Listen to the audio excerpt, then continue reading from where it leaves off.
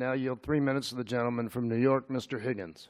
Thank you, Mr. Chairman. The proposed budget seeks to spend $621 billion in defense and $511 billion domestically. It proposes to voucherize the Medicare program, which would put the Medicare program back to pre-Medicare era, when private insurance companies didn't want to write policies for older Americans. 56% of older Americans didn't have insurance.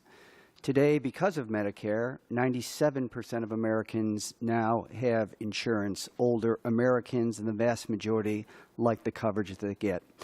But a lot of this is predicated on trying to grow the American economy. I would remind my colleagues that in the first quarter of this year, China's economy grew by 7%.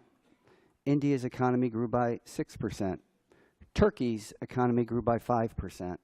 The U.S. economy grew by under 2%.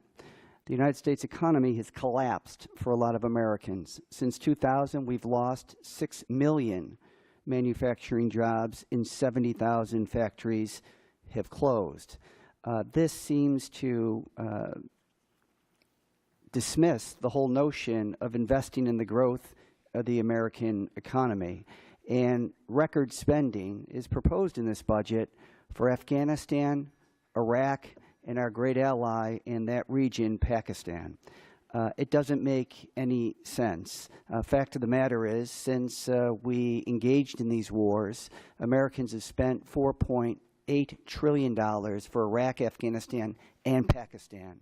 We've lost 6,800 U.S. soldiers, and we've spent $170 billion rebuilding the roads and bridges of Afghanistan and Iraq. Where's the budget that we were promised for a robust investment in American infrastructure? Our infrastructure is an embarrassment. We were once number one, according to the World Economic Forum. We're at about number 23 today in the world in the quality of our infrastructure. Infrastructure creates jobs in the construction trades and supply and materials industry, but it also, we recognize, unleashes the resources and the creativity of the private sector. If you really want to grow this economy beyond the anemic 2%, which we've experienced over the past 17 years each year, we need to invest in the growth of the economy. China understands that by investing $1 trillion to open up 27 Asian markets to that economy. We, on the other hand, seek $1.6 billion for a wall that we were told somebody else was going to pay for. We need to get our priorities straight, invest in the growth of the American economy through infrastructure, education, and scientific research. I yield back. Gentleman yields.